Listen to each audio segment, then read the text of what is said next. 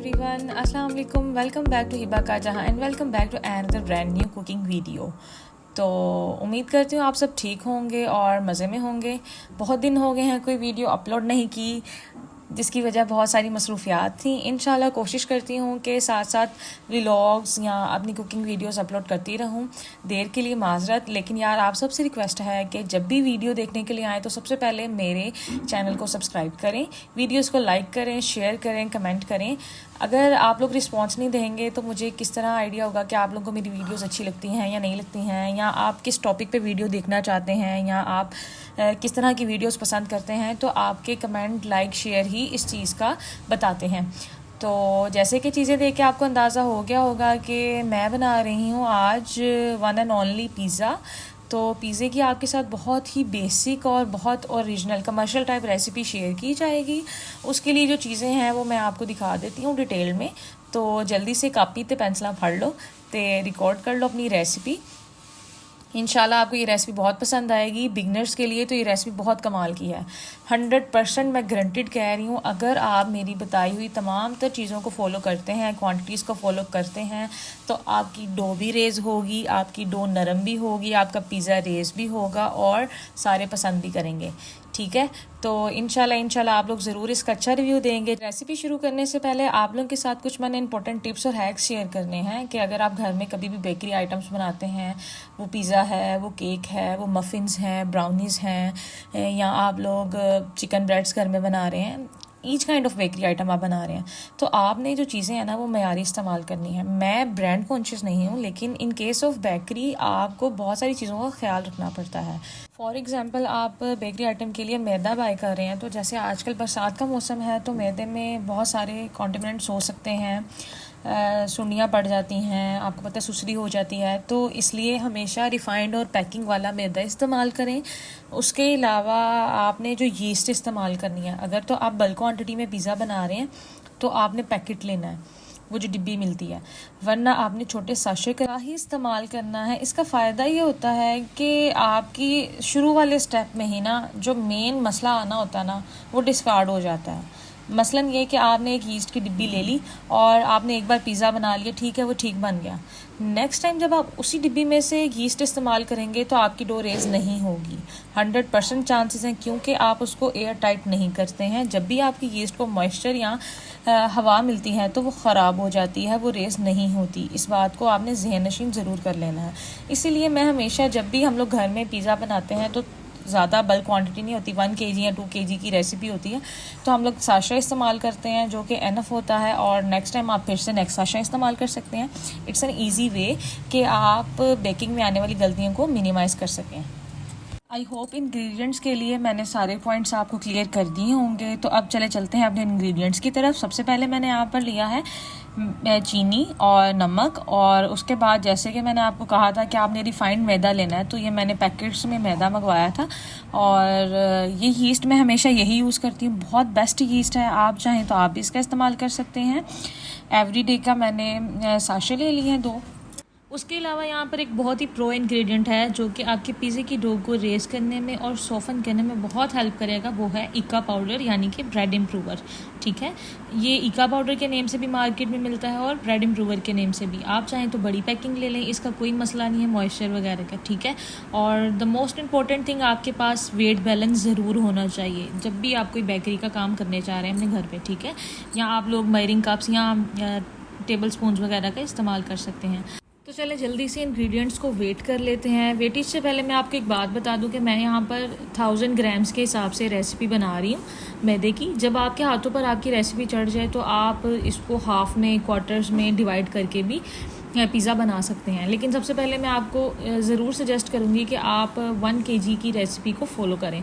सबसे पहले 1 kg मैदे के लिए आपको जो सॉल्ट चाहिए वो है 10 ग्राम्स। तो आपने जिस भी बर्तन में वेट करना है, आपने उसके वेट को माइनस कर लेना है और 10 ग्राम सॉल्ट जो है वो अलहदा कर लेना है। जैसे कि आप देख सकते हैं, ना ही कम ना ही ज़्यादा।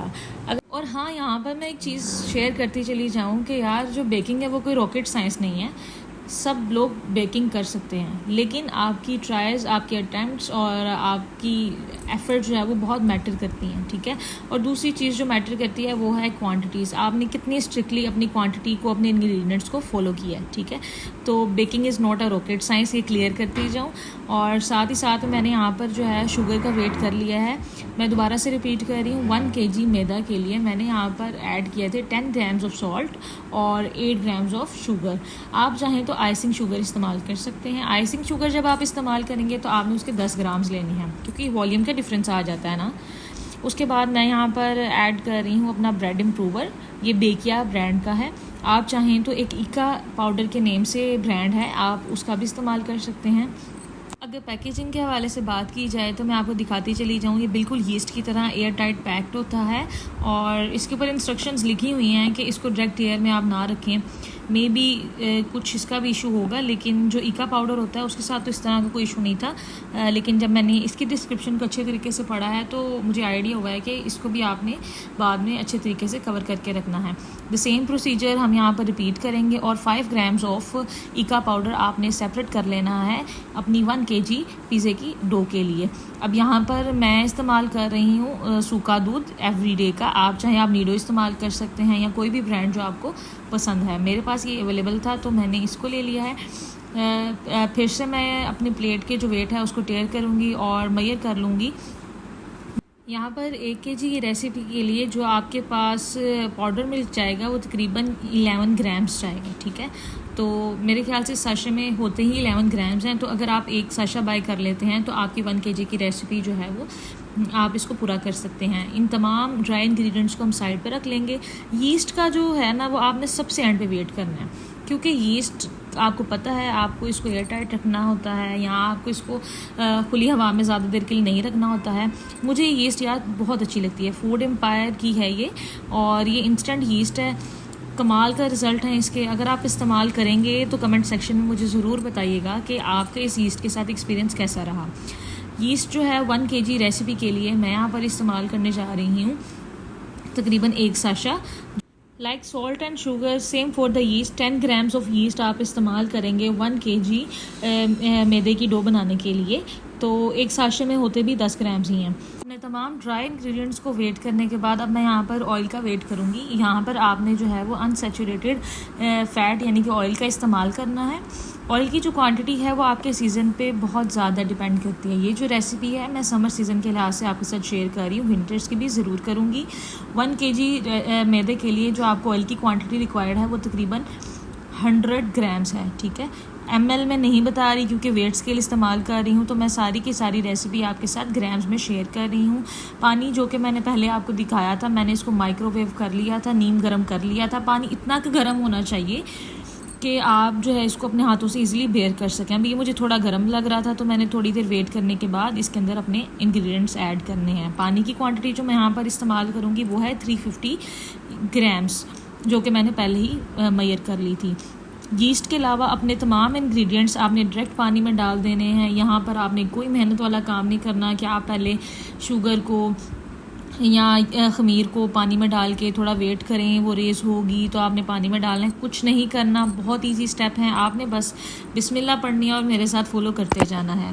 इंशाल्लाह कोशिश करूँगी वीडियो के एंड पे रेसिपी कार्ड ज़रूर शेयर करूँ, आपके साथ कमर्शियल पूरा तरीका शेयर करूँ कि 1 kg डो में आप कितने पिज़्ज़े बना सकते हैं, किस साइज़ का पिज़्ज़ा बना सकते हैं, कितनी चीज़ आपको रिक्वायर है, कितना चिकन रिक्वायर है। इंशाल्लाह आपके साथ सारी चीज़ें शेयर करेंगे। मैंने यहाँ पर क्या किया है, आप नमक, चीनी, सूखा दूध ईका पाउडर डालने के बाद उनको हाथ के साथ अच्छे तरीके से मिक्स करने के बाद मैंने उसमें ऐड कर लिया अपनी यीस्ट। पानी नीम गर्म था, यीस्ट अच्छे तरीके से हल करने के बाद आपने ज़्यादा हिलाना नहीं है, आपकी जो यीस्ट है वो डेड हो जाएगी। आपने इसको कवर करके रख देना है 3 से 4 मिनट के लिए कि आपका टेम्परेचर जो है वो थोड़ा नॉर्मल हो जाए और आपकी जो यीस्ट है वो प्रॉपर एक्टिव भी हो जाए। अब मैं यहाँ पर आपको दिखा दूँ कि जो एक पैकेट है मेरे पास वो 500 ग्राम्स का है, ठीक है। और मैं यहाँ पर 2 पैकेट इस्तेमाल कर रही हूँ, यानी कि 1000 ग्राम्स ही हो जाएगा। तो जनाब ड्राई इंग्रेडिएंट्स हमने अपने हल कर लिए हैं। वेटेज का प्रोसेस हमारा कंप्लीट हो गया है। अब जल्दी से कैमरा सेट करते हैं और अपनी डो को नीड करते हैं। मैं पहले बता चुकी हूँ मैंने रिफाइंड मैदा लिया है, लेकिन आप लोगों को दिखाने के लिए मैं इसको एक बार ज़रूर सीव करूँगी कि इसके अंदर कोई कॉन्टेमिनेंट्स या कोई सुसरी वगैरह तो नहीं है। तो इसको अच्छे तरीके से मैं जल्दी से सीव कर लेती हूँ। सीविंग का प्रोसेस कंप्लीट हो गया अल्हम्दुलिल्लाह देयर वाज नथिंग। मेरा जो मैदा है वो बिल्कुल साफ़ शिफाफ था। अब जो साइड पर आपने यीस्ट वाला मिक्सचर रखा था, अब आपने इसके अंदर क्या करना है, रूम टेम्परेचर पे जब ये आ जाएगा आपने इसके अंदर अपना ऑयल ऐड कर देना है, ठीक है। और इसको स्पैचुला की मदद से या अपने हाथ की मदद से अच्छे तरीके से आपने मिक्स कर लेना है। मैदे और यीस्ट के मिक्सचर को ज़्यादा देर तक एक दूसरे से दूर नहीं रखेंगे, इनको जल्दी से ऐड कर देंगे। लेकिन आपने ऐड करना है ध्यान से, थोड़ा थोड़ा स्लोली, ताकि आपका जो मैदा है वो ये ना हो ज़्यादा ही पिचका या ज़्यादा ही नरम हो जाए। तो जैसे कि आपको वीडियो में दिखा रही हूँ, आपने बड़े ही आराम से जैसे आप नॉर्मल आटा गूंथते हैं आपने ऐड करते जाना है। अगर आपको लगे कि आपकी जो लिक्विड की क्वांटिटी कम है तो जनाब कोई मसला ही नहीं, you can add more water. आपने पानी को पकड़ना है, सादा पानी लेना है, टैप वाटर लेना है, आपने उसका टेम्परेचर इतना कर लेना है जो आपके लिए बेरेबल हो, यानी कि नीम गर्म ले लेना है। नीम गर्म पानी थोड़ा सा और ऐड करने के बाद आपने इसको हल्के हल्के हाथों से नीड करना है। थोड़ा सा ऑयल अपने हाथों पर लगाते जाएं और इसको नीड करते जाएं। वीडियो में देख के आपको लगता होगा कि जो मैदा है वो बहुत ही ज़्यादा बर्तन के साथ चिपक रहा है, शायद ही डो बहुत ज़्यादा लिक्विडी हो गई है, चिपक रही है, लेकिन ऐसा बिल्कुल भी नहीं है। पिज़्ज़े की डो स्टार्टिंग पे बिल्कुल इसी तरह ही होती है, लेकिन जैसे ही आप उसको नरम हाथों से नीड करते जाते हैं तो ये अपने टेक्सचर को इम्प्रूव कर लेती है। अब जैसे आप देख रहे हैं आपने बिल्कुल सेम प्रोसीजर से करना है। मैं आपको दिखाऊंगी, यही डो बिल्कुल सॉफ्ट और स्टेबल हो जाएगी, चिपकेगी नहीं। अपने हाथों को आपने साथ साथ थोड़ा थोड़ा ऑयल लगाते जाना है और इसको हल्के हाथ नीड करना है, ज़्यादा भी नीड नहीं करना, सिर्फ 5 से 10 मिनट। एक हाथ को स्टिल रखें और दूसरे हाथ से डो को घुमाते चले जाएं। यहाँ पर मेरा आईफोन ज़्यादा गर्म हो गया था और मुझे आइडिया ही नहीं हुआ कि वीडियो रिकॉर्डिंग नहीं हो रही, तो मैंने वैसे इसको नीड कर लिया है, लेकिन आपको दिखाने के लिए एक बार दोबारा से करते हूँ प्रोसेस को। एक हाथ से आपने अपने बर्तन को और अपनी डो को स्टिल रखना है और दूसरे हाथ से आपने इसको घुमाना स्टार्ट कर देना है। Repeat the same procedure for 3 to 4 times और आप देखिएगा आपकी डो जो है वो बिल्कुल परफेक्टली हो गई है। अब उसको करने के बाद आपने हाथ की हथेली को इस्तेमाल करना है और इस तरह करके अपने मैदे को रब करते जाना है, बर्तन में पकड़ते जाना है दूसरी साइड से और रब करते जाना है। जो मटेरियल आपने रब कर लिया है उसको दूसरे हाथ से पकड़ते जाएं और इन सर्कुलर मोशन इस तरह करके अपने तमाम के तमाम मैदे को नीड कर लें। अगर आप गौर करेंगे तो अब जो मैदा है वो अपराध के साथ ज़्यादा चिपक नहीं रहा, यानी कि ये स्टेबल कंडीशन में आ गया है। थोड़ा सा ऑयल लेना है आपने अपने हाथों में और अच्छे तरीके से बर्तन में लगा लेना है। यूनिफॉर्मली आपने इसको स्प्रेड कर देना है। बर्तन को ऑयल से ग्रीस करने के बाद 1 से 2 मिनट वेट करें, फिर अपने हाथों पे थोड़ा सा ऑयल लगाएं और उसकी ग्रीजिंग के प्रोसेस को दोबारा से करें।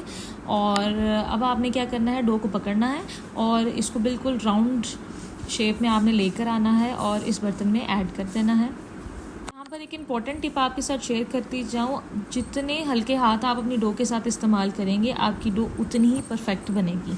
तो मैंने बहुत ही हल्के हाथों से अपनी डो को परफेक्ट एक सर्कुलर शेप दे दी है और बर्तन में डालने के बाद हाथों के साथ मैं इसको अपर लेयर पे भी ग्रीस कर दूंगी। ग्रीस करने के बाद आपके पास क्लिंकर शीट है तो क्लिंकर शीट का इस्तेमाल करने, वरना किसी भी एयर टाइट बर्तन में डाल के किसी ऐसी जगह पे रख दें जहाँ पर टेम्परेचर थोड़ा कम हो, रूम की निस्बत थोड़ा टेम्परेचर कम हो, यानी कि थोड़ा गर्म हो।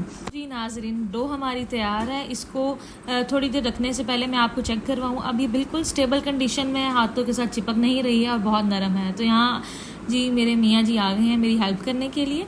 तो हमने इसको अच्छे तरीके से क्लीन कर लिया है और काम ख़राब करके बस अब वो चले गए हैं। खुद ही इसको मुझे ठीक करना है, तो मिलते हैं इसको अच्छे तरीके से क्लीन करने के बाद।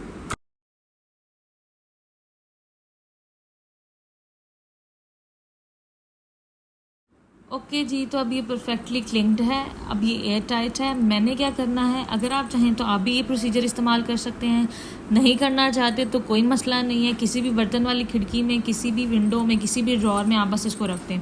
मैंने 10 सेकंड के लिए अवन को ऑन किया, माइक्रोवेव को, और बंद करने के बाद इसके अंदर अपनी जो है डो इसको रख दिया है। अब मैं वेट करूँगी तकरीबन, अगर आपके पास टाइम कम है तो कम से कम टाइम आपने घंटा इसके लिए वेट करना है, और अगर आपके पास टाइम ज़्यादा से ज़्यादा है तो आपने 2 से ढाई घंटे वेट करना है। तकरीबन 1 घंटा गुजर चुका है, मैंने तमाम बर्तन धो लिए हैं, अपना तमाम क्लारा समेट लिया है। 1 घंटे के बाद डो की कंडीशन कुछ इस तरह की थी और ये परफेक्टली रेस हो चुकी हुई थी। तो आपने क्या करना है, क्लिंकर शीट को उतारना है और इसको बहुत ही हल्के हाथ से आपने यूँ पंच बना के इसको दोबारा से डीमोल्ड कर देना है।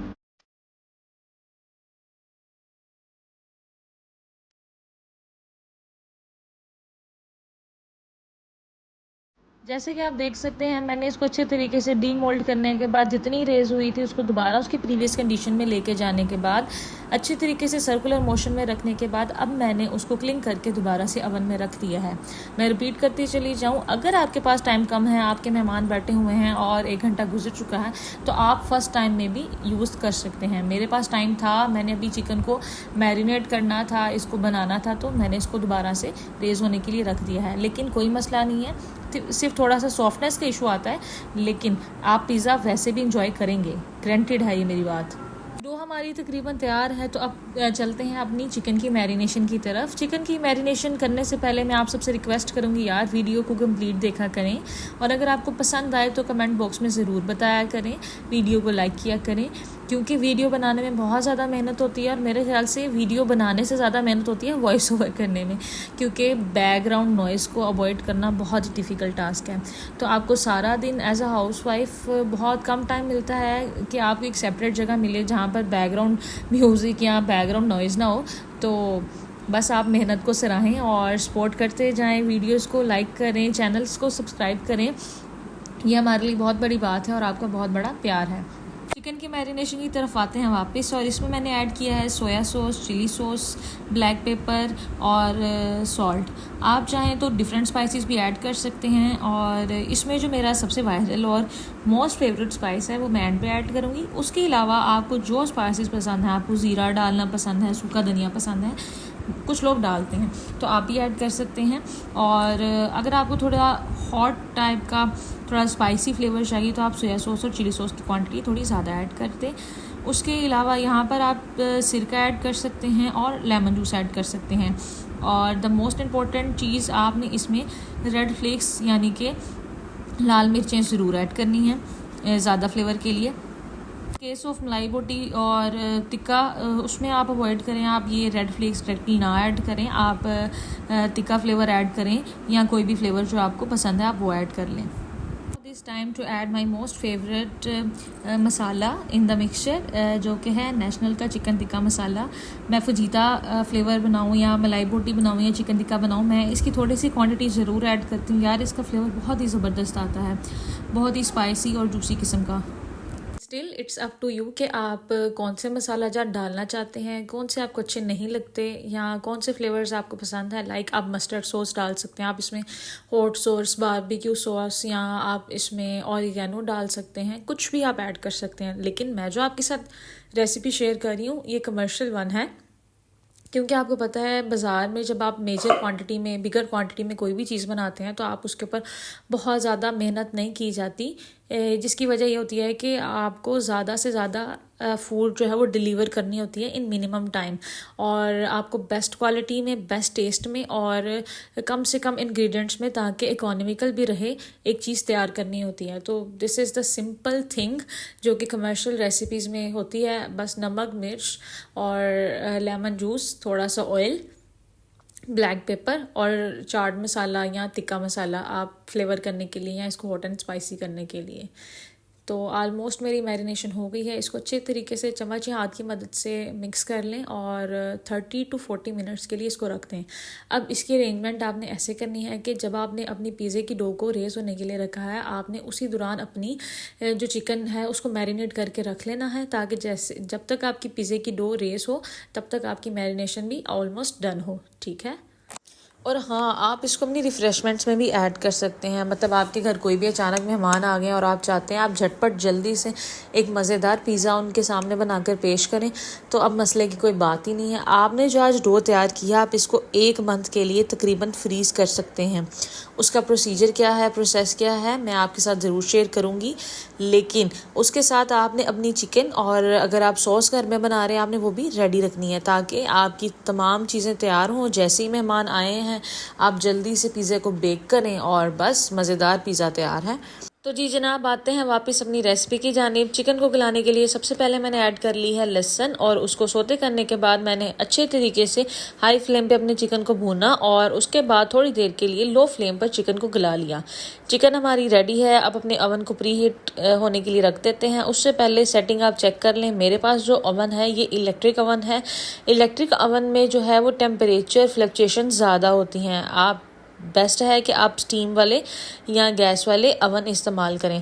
यहाँ पर मेरे अवन की सेटिंग तकरीबन हो चुकी है। मैंने टेम्परेचर को पहले सेट किया है 180 डिग्री सेल्सियस पे, और उसके बाद मैंने यहाँ पर जो टाइम सेट किया है वो ऑलमोस्ट 20 to 15 मिनट्स आप सेट कर सकते हैं। मैं 15 मिनट्स के लिए टाइमर लगा रही हूँ। जब तक मेरा अवन प्री हीट होगा तब तक हम अपने पिज़्ज़े की तैयारी कर लेंगे, उसकी टॉपिंग और सॉसेस वगैरह उसके अंदर ऐड कर देंगे। अवन की सेटिंग करने के बाद मैं यहाँ पर आपको अवन ओपन करके दिखाती हूँ कि मैं किस पोजीशन पर आज पिज़्ज़ा बेक करने लगी हूँ। बहुत सारे लोग बहुत ज़्यादा कन्फ्यूजन क्रिएट कर देते हैं कि हमें किस पोजीशन पर बेकिंग करनी चाहिए, टॉप अप पर, बॉटम पर, मिडल पर। तो मैं आपको बताती चली जाऊँ कि जो मिडल पोजीशन होती है, मिडल ट्रे होती है, वो बेस्ट पोजीशन होती है जहाँ पर आप अपना केक या पिज़्ज़ा जो है वो बेक करना चाहते हैं।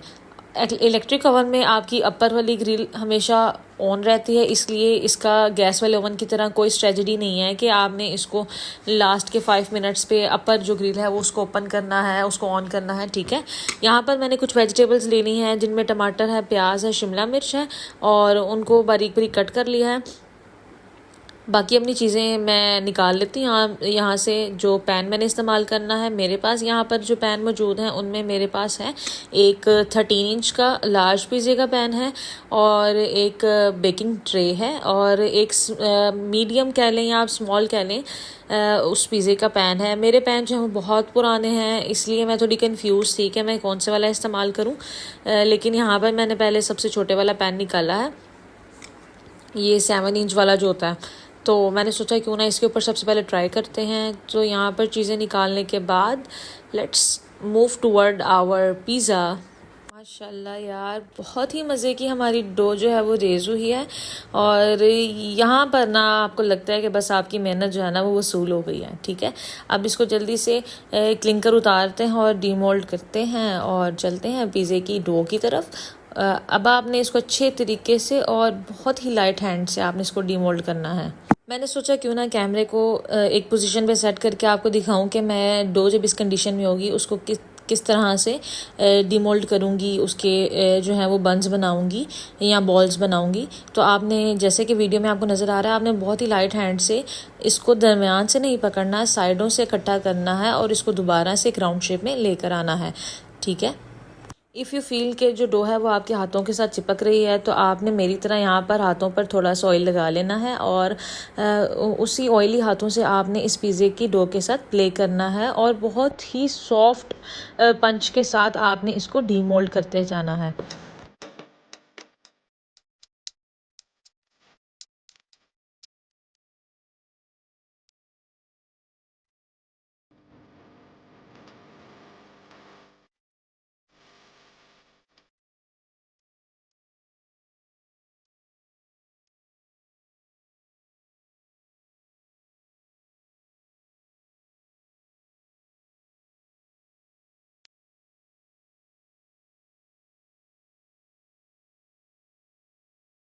तो डो अब हमारी रेडी है। पकड़ लेते हैं सबसे इम्पोर्टेंट थिंग, वेट बैलेंस दोबारा से। और यहाँ पर मैं बताती चली जाऊँ आपको कि जो आइडियल बेकिंग होती है वो यही होती है कि आपने अपनी हर चीज़ को मेजर करना है। अब जैसे कि आप 7 इंच का पिज़्ज़ा बनाएंगे तो आपने रैंडम कोई भी बॉल बनाकर या रोटी बनाकर नहीं रख लेनी, आपने उसको वेट करना है। ठीक है, तो यहाँ पर मैं स्क्रीन पर ऐड करती चली जाऊँगी कि 7 इंच के पिज़्ज़े के लिए आपने कितनी वेटेज की बॉल बनानी है या कितनी डो लेनी है, और मीडियम के के लिए, लार्ज के लिए कितनी लेनी है। लेकिन ये आप पर डिपेंड करता है, आप थिन क्रस्ट की तरफ जाना चाह रहे हैं या आपको ज़्यादा मोटी क्रस्ट पसंद है, तो आप उस लिहाज से भी अपनी वेटेज को चेंज कर सकते हैं। लेकिन जो कमर्शियल बेकिंग होती है, उन्होंने अपनी जो रेसिपी है उसको फ़िक्स किया होता है, वो उसी फ़िक्स और कांस्टेंट रेसिपी के साथ जाते हैं। यही वजह है कि आप बार बार जब भी किसी शॉप पर, कैफ़े पर, रेस्टोरेंट पर या पिज़्ज़ा स्टोर पर जाते हैं, तो आपको कभी भी उनका टेस्ट जो है वो चेंज नहीं मिलता, वो सेम ही मिलता है, क्योंकि they have locked their recipe. तो वो उन्हीं पैरामीटर्स के साथ, उन्हीं क्वांटिटीज़ के साथ प्ले करते हैं। अब जैसे कि यहाँ पर मैंने एक छोटी सी बॉल ली है और उसको वेट कर लिया है। यहाँ पे मैं आपको दिखाती चली जाऊँ, मैं यहाँ पर ले रही हूँ तकरीबन 270 से 275 के दरमियान, क्योंकि मुझे थोड़ा ज़्यादा मोटी क्रस्ट वाला पिज़्ज़ा पसंद है। आप चाहें तो आप इसको कम भी कर सकते हैं, लेकिन आइडियल फिगर्स मैं यहाँ पर स्क्रीन पर आप लोग के साथ शेयर कर रही हूँ। पैन को आपने पकड़ना है और अच्छे तरीके से ग्रीस कर देना है। You can use brush, I am using hands like always. और हाँ, यहाँ पर एक बहुत ही प्रो टिप मैं आपको देना भूल गई, वो ये है कि जब आपने पिज़्ज़ा डो के लिए एक छोटा सा बॉल निकालना है, यानी कि एक पेड़ा बनाना है, तो आपने नाइफ़ का या नुकीली चीज़ का इस्तेमाल करना है। आटे की तरह रोटियां बनाते हुए आपने अपने हाथों से नहीं खींचना इसको, ठीक है। आपने देखा होगा वीडियो में कि मैंने बॉल में नाइफ़ का इस्तेमाल किया है और फिर एक छोटी सी बॉल निकाली है और बड़े ही सॉफ्ट हाथों से उसको थोड़ा राउंड शेप में किया है, ठीक है। और ऑयल को यूज़ करने के बाद, पैन पर ग्रीस करने के बाद, आपने अपने हाथों की मदद से इसके अंदर इसको फैला देना है। ये बिगनर्स के लिए है, लेकिन अगर आप प्रो हैं, आप बेकिंग करते रहते हैं, यू कैन यूज़ योर बेलना और आप इसको रोटी की तरह बेल सकते हो। जितना बारीक आपको क्रस्ट चाहिए या जितना बारीक आपको क्रस्ट चाहिए उस हिसाब से, ठीक है। कुछ लोगों को एजेस जो है वो मोटे फूले हुए पसंद होते हैं, कुछ लोगों को नहीं पसंद होते, तो you can do according to your will, ठीक है। यहाँ पर दोनों हाथों का आपने इस्तेमाल करना है और इसको बिल्कुल यूनिफॉर्म हर तरफ से आपने इसकी मोटाई जो है वो इक्वल रखनी है। और यार ये जो हाथ आते हैं ना, मतलब ठुंगे लगाने के लिए, चीज़ें चखने के लिए, उनको आप इग्नोर करें। मेरे मियाँ जी बड़ी देर से इंतज़ार कर रहे थे पिज़्ज़े के लिए, तो अब वो बस उठ के आ गए हैं देखने के लिए कि यार अभी कितना टाइम है। बस अब हमारा पिज़्ज़ा ऑलमोस्ट रेडी है, बेकिंग होगी और 15 मिनट में खा लेंगे इसको। तो देखें मैंने हाथों की मदद से कितने ही सॉफ्ट हाथ इस्तेमाल करके इसको अच्छे तरीके से पूरे पैन में स्प्रेड कर लिया है।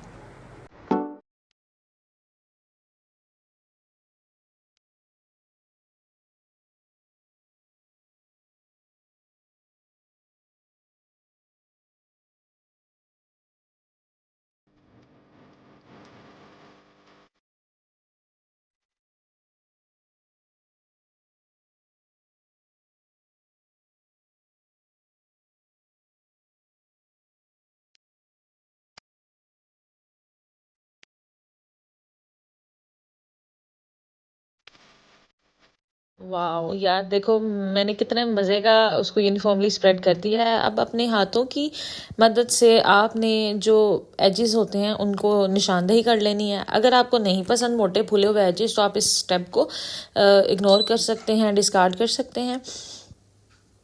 और उसके बाद जो मिडल आपकी रीजन होता है उस पर आपने नाइफ़ का इस्तेमाल करना है। अब नाइफ़ का या फोक का इस्तेमाल करना है। अब फोक का इस्तेमाल करने का यहाँ पर पर्पस क्या होता है कि बेसिकली आपकी डो के अंदर कहीं पर भी अगर एयर बबल्स हैं तो वो निकल जाएं और जो सॉस है या जो चिकन आप ऐड कर रहे हैं उसका जायका आपकी क्रस्ट तक जाए। ठीक हो गया।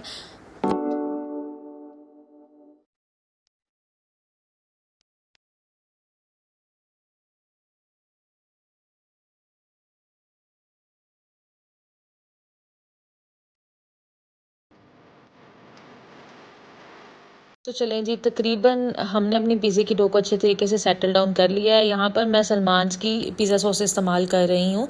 दिस वन इज़ वेरी मज़े की, इसका बहुत ही अच्छा टेस्ट है, मुझे बहुत पसंद है। स्पाइसी है क्योंकि मैं स्पाइसी लवर हूँ तो मुझे पसंद है। अगर आप लोगों को थोड़ा लाइट पसंद है तो आप यंग्स की या जो भी आपके पास अवेलेबल हो आप यूज़ कर सकते हैं, या आप सिंपल केचप और मायोनीज़ को मिक्स करके और पेपर्स ऐड करके आप वो भी इस्तेमाल कर सकते हैं। हर चीज़ का एक अपना टेस्ट होता है। और यहाँ पर मेरे से खुल नहीं रही थी, बड़ी खींचातानी करने के बाद और बड़ी पुरजोश तबीयत दिखाने के बाद ये फाइनली ओपन हो गई है। और आपने अपने टेस्ट के मुताबिक ज़्यादा स्पाइसी पसंद है तो आपने ज़्यादा सॉस का इस्तेमाल करना है। अच्छे तरीके से स्पून की मदद से इसको स्प्रेड कर लें।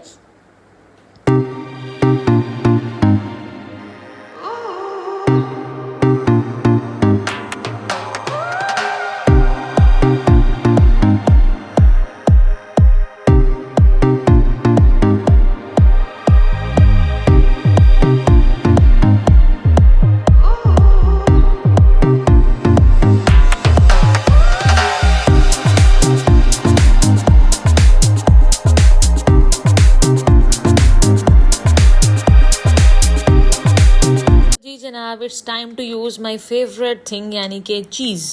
तो चीज़ यहाँ पर मैं जो इस्तेमाल कर रही हूँ वो है पिज़्ज़ा टॉपिंग यानी कि पिज़्ज़ा चीज़। आप चाहें तो चेडर और मोज़रेला का अलहदा से इस्तेमाल कर सकते हैं। यहाँ पर एक इम्पॉर्टेंट चीज़ है कि सॉस के बाद जो आपने चीज़ का मेजर पोर्शन ऐड करना है वो आपने ऐड कर लेना है, और जो माइनर पोर्शन थोड़ी बहुत चीज़ जो फाइनल लुक के लिए होती है वो बस आपने एंड पे ऐड करनी है, ठीक है। वरना वो जो आपकी वेव्स मज़े की मतलब बनती है ना कि बस मुंह में पानी आ जाता है उनको देख के, वो ऐसे ही बनती हैं कि आपने सॉस की एप्लीकेशन के बाद आपने ऐड कर देनी है ज़्यादा सारी चीज़। टॉपिंग पे चीज़ कम इस्तेमाल करें और ज़्यादा बेस में इस्तेमाल करें। उसके बाद now I am adding chicken. Chicken भी आपने अपनी मर्ज़ी के मुताबिक डालना है। आपको ज़्यादा पसंद है तो ज़्यादा ऐड कर लें, कम पसंद है तो कम ऐड कर लें, लेकिन यार खूबसूरती का ख्याल रखें क्योंकि आंखों को अच्छा लगेगा तो ही आपका दिल करेगा ना बार बार खाने का। तो बड़े ही प्यार से और बड़े ही अच्छे सीक्वेंस और पैटर्न के साथ आपने चिकन को भी स्प्रेड कर लेना है और उसके बाद आपने अपनी वेजिटेबल्स को अप्लाई करना है। Then you can add oregano और you can add chilli flakes और एनीथिंग यू कैन यूज़, ठीक है। और उसके बाद आपने इसको बेकिंग के लिए रख देना है।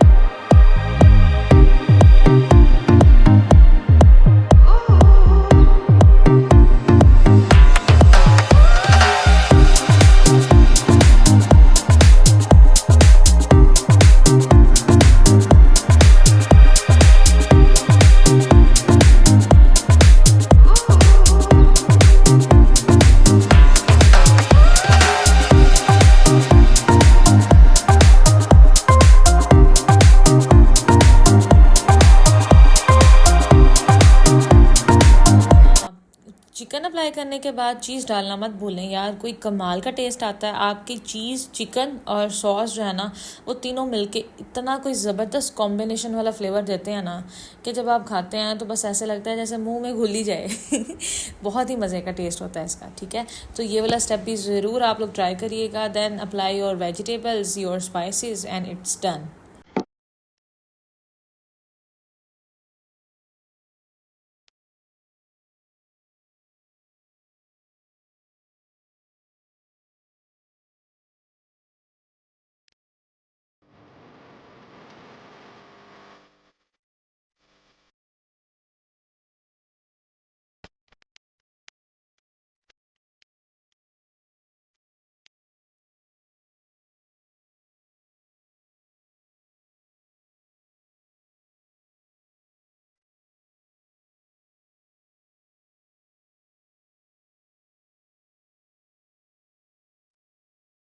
ओ भाई साहब, चेक करें, लुक चेक करें। तो this is the final look of my pizza, और यानी कि बेकिंग से पहले वाली फाइनल लुक है। तो चलते हैं अब इसको बेक करने की तरफ। अवन जो है वो मेरा प्री हीट हो चुका हुआ था 15 मिनट्स के लिए। जैसा कि मैंने आपको बताया था, मैंने इसको प्री हीट होने के लिए रख दिया है।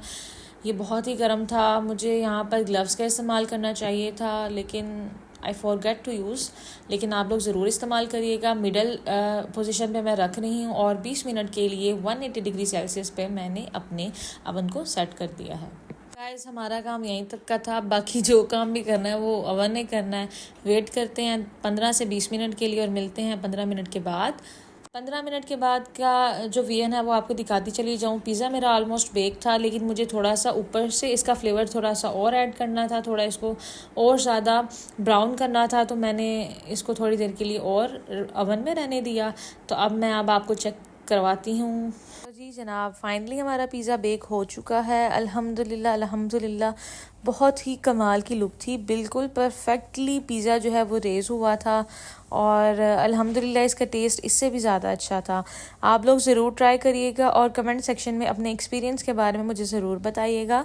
और आपको इस रेसिपी की सबसे अच्छी बात क्या लगी या क्या फ्लॉज लगे ज़रूर बताइएगा। वीडियो देखने से पहले मेरे चैनल को सब्सक्राइब करें, लाइक करें, शेयर करें।